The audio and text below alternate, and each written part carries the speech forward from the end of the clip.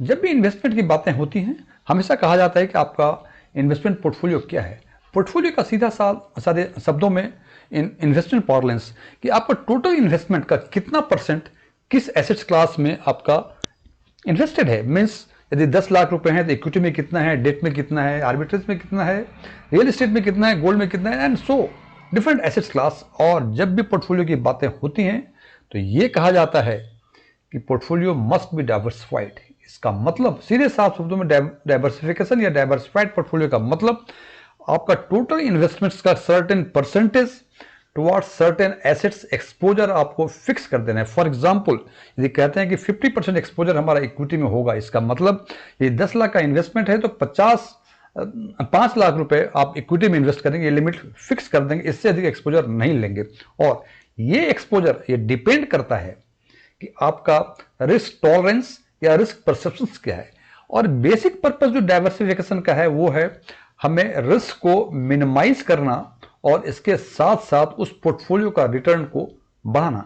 आज हम चर्चा करेंगे एक ऐसे पोर्टफोलियो की जिसमें small cap segment, mid cap segment और large and mid cap segment में इन्वेस्ट किया हुआ है। और ये तीनों ही सेगमेंट क्वांट म्यूचुअल फंड के हैं। इसका मतलब उनका इन्वेस्टमेंट बराबर बराबर का क्वांट स्मॉल कैप में, क्वांट मिड कैप में और quant large and mid cap में है। और इस पोर्टफोलियो को आज टेस्टिफाई करेंगे कि क्या ये पोर्टफोलियो सही रूप में डाइवर्सिफिकेशन का पर्पस को सर्व करता है या इसमें कुछ और भी बातें हैं।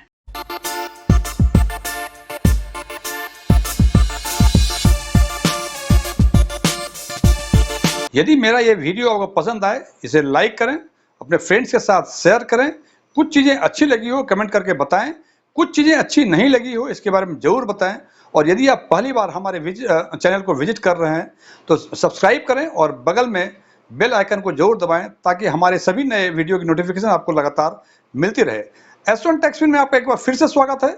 मेरा नाम डीएम झा है। सबसे पहले हम बात करते हैं ओवरलैप की। जैसा ओवरलैप वर्ड से पता चलता है, ओवरलैप मतलब एक के दूसरे पर एक। इसका मतलब हम जो तीन segment small cap, mid cap और लार्ज एंड मिड कैप की बातें कर रहे हैं, इन तीनों सेगमेंट के पोर्टफोलियो में कौन सा पोर्शन एक दूसरे में मिक्स है कि इसमें भी है, एक में है और दूसरे में भी है। इसको हम स्पष्ट रूप से समझ पाएंगे इस तरह से कि यदि हम बातें करें कि लार्ज एंड मिड कैप और मिड कैप इन दोनों में 37.33% स्टॉक्स जो हैं वो वेट वाइज कॉमन है। यही बातें यदि करें हम स्मॉल कैप और मिड कैप के संबंध में तो 11.3% ऐसे स्टॉक्स हैं, इक्विटी स्टॉक्स हैं जो वेट वाइज इसमें भी हैं और इसमें भी हैं। और यदि लार्ज कैप और स्मॉल कैप की यदि बातें करें तो हम देखते हैं कि 7.06% लार्ज एंड मिड कैप और स्मॉल कैप के बीच में ये कॉमन स्टॉक हैं। ये ओवरलैप करें, ये सारे परसेंटेज दिए हुए हैं वेट वाइज। और 11.33% ये तीनों में मिला के तीनों में 11.33% वेट वाइज स्टॉक्स कॉमन है। इसको यदि हम सरल भाषा में समझें तो हम देखते हैं कि स्मॉल एंड मिड कैप में 11.3%, small cap and large and mid cap में 17.06%, मिड कैप और लार्ज एंड मिड कैप में 37.33% और small cap, mid cap, large cap मतलब इस तीनों में 11.30% स्टॉक्स कॉमन है। ये फिर बता दूं, ये परसेंटेज जो है ये वेट वाइज दिया हुआ है, अमाउंट वाइज ये नहीं दिया हुआ है। अब हम चर्चा करेंगे इन तीनों ही सेगमेंट का, स्मॉल कैप, मिड कैप और लार्ज एंड मिड कैप के टॉप 5 स्टॉक्स के वेट के बेसिस पे उसका पोर्टफोलियो। मैं फिर रिपीट कर दूं, इन तीनों ही सेगमेंट के टॉप 5 स्टॉक्स की चर्चा करेंगे पोर्टफोलियो में और देखेंगे उसका वेट किस सेगमेंट में कितना परसेंट है किस स्टॉक का। तो सबसे पहले हम बात करते हैं स्मॉल कैप की।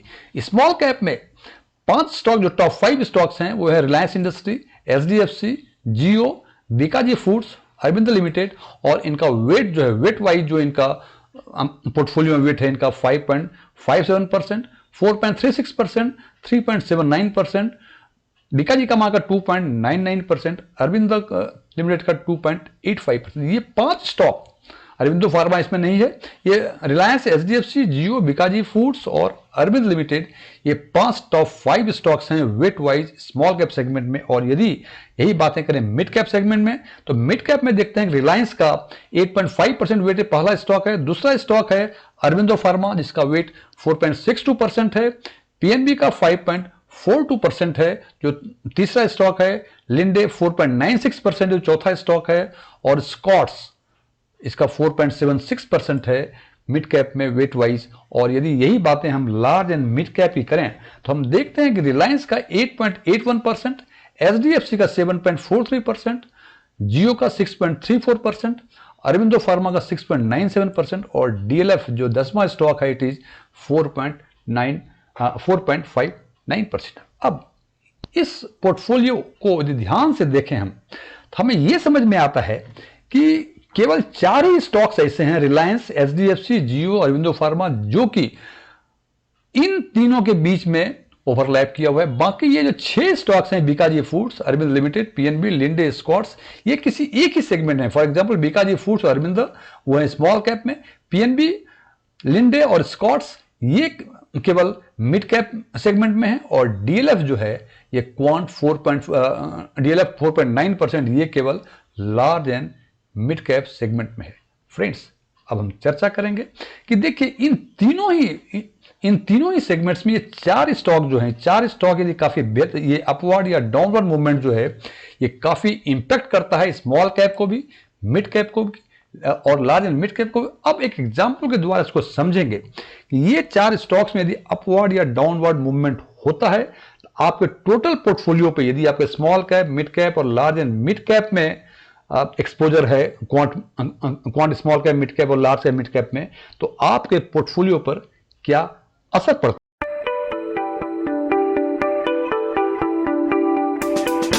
इसको हम एक एग्जांपल से समझेंगे। हमने माना कि इन तीनों ही सेगमेंट में 5-5 लाख रुपए आपका इन्वेस्टमेंट है। मतलब टोटल पोर्टफोलियो का इन्वेस्टमेंट है 15 लाख, 5 लाख है स्मॉल कैप में, 5 लाख है मिड कैप में और 5 लाख है आपका लार्ज एंड मिड कैप में। और हमने ये भी माना कि आज के दिन में रिलायंस इंडस्ट्री का शेयर 2% डाउन हो गया है।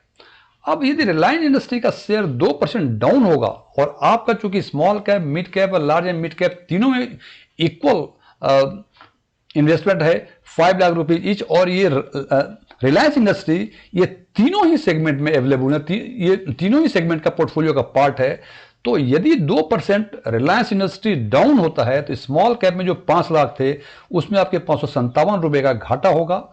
मिड कैप में जो 5 लाख लगाए थे उसमें 852 रुपए का घाटा होगा।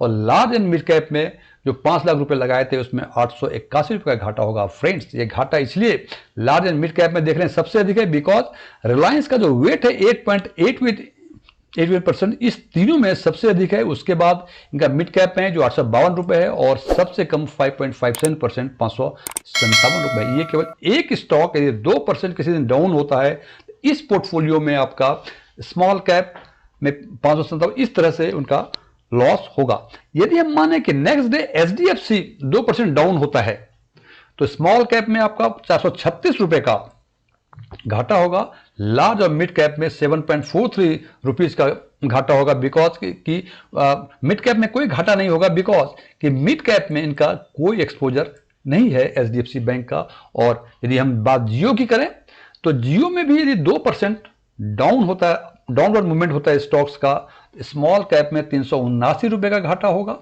जबकि लार्ज एंड मिड कैप में 634 रुपए का घाटा होगा। और यही बातें यदि अरविंदो फार्मा की करें तो हम देखते हैं कि मिड कैप में 462 रुपए का घाटा होगा जबकि लार्ज एंड मिड कैप में 697 रुपए का घाटा होगा। और यदि सामान्य अवस्था में मानते हैं कि यदि मार्केट रिलायंस 2% डाउन गया तो मोटा मोटा लार्ज कैप सेगमेंट भी 2% के आसपास डाउन होगा। और बता दूं कि ये रिलायंस इंडस्ट्री, एचडीएफसी और जियो तीनों ही लार्ज कैप स्टॉक हैं, ब्लू चिप स्टॉक्स हैं। इसलिए हम मान के चलते हैं कि रिलायंस में 2% हुआ, इसमें 2% हुआ, इसमें 2% हुआ और Aurobindo pharma mid cap segment का पार्ट है।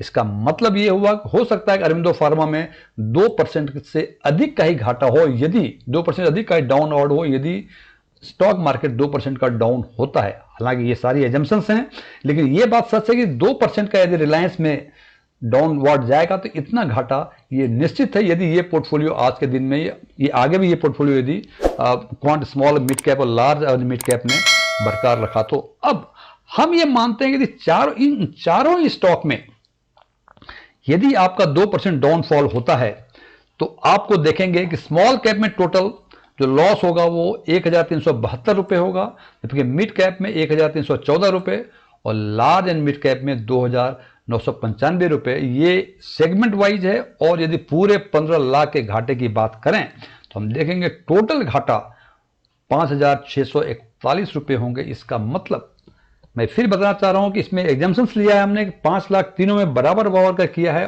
और हमने ये माना है इंडिविजुअल में कि रिलायंस में 2% गया, यदि एचडीएफसी में गया, जियो में गया, अरबिंदो में अलग अलग गया तो कितना घाटा होगा। और यदि इन चारों ही स्टॉक्स में 2% डाउनवर्ड होता है तो टोटल घाटा आपका एक दिन में 5641 रुपये हो जाएंगे।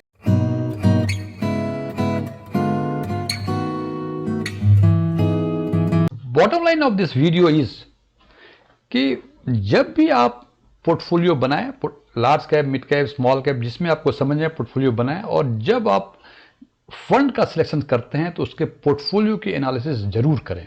पोर्टफोलियो के एनालिसिस का मतलब उसको पोर्टफोलियो में देखें कि आपने जिस फंड को आपने सेलेक्ट किया है उन फंड्स का कॉमन स्टॉक्स कौन सा है, कुछ अधिक तो नहीं। ऐसा नहीं हो सकता है कि ओवरलैपिंग नहीं हो, ओवरलैपिंग निश्चित रूप से होगी, लेकिन ओवरलैप का कुछ एक्सटेंट होना चाहिए। फॉर एग्जांपल आप यहां रिलायंस की बातें करें, रिलायंस केवल एक रिलायंस का 5.57% स्मॉल कैप में, मिड कैप में 8.52% और लार्ज एंड मिड कैप में 8.81%। ये एक स्टॉक केवल डाउनवर्ड जाता है तो ये इंपैक्ट करता है तीनों को ही।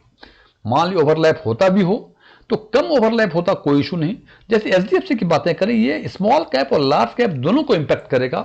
ये करीब 11-12% के आसपास है। और ये जियो फाइनेंशियल सर्विस की बातें करें, ये करीब 10 या 11% के आसपास है। और उसी हिसाब से अरबिंदो फार्मा की बातें करें, ये भी करीब 11% के आसपास है। तो फ्रेंड्स, मैं फिर रिपीट कर रहा हूं, ओवरलैपिंग दो फंड्स के बीच होंगे ही होंगे, बिकॉज स्टॉक्स जो स्टॉक मार्केट में लिस्टेड हैं, लार्ज कैप में केवल 100 स्टॉक्स हैं, मिड कैप में केवल 150 स्टॉक्स हैं। हाँ, ऑफ कोर्स स्मॉल कैप में काफी, बिकॉज 251 के बाद जो भी स्टॉक्स हैं वो स्मॉल कैप में आते हैं, काफी स्टॉक्स हैं। लेकिन इन सभी स्टॉक्स में लार्ज कैप, मिड कैप और स्मॉल कैप में जो भी 100-150 या 2-3 हजार स्मॉल कैप में है, ये सारे स्टॉक्स जो हैं फंड मैनेजर को पसंद नहीं आते होंगे। हर फंड मैनेजर का अपना अपना टेस्ट होता है। तो ओवरलैपिंग तो होना है, लेकिन ओवरलैपिंग का ये देख लें, यदि ओवरलैपिंग ये अधिक होता है, इसका मतलब जो पर्पस है डाइवर्सिफिकेशन का वो फुलफिल आपका पोर्टफोलियो नहीं कर रहा है, जैसा कि इस पोर्टफोलियो में देखा जा रहा है। Thank you.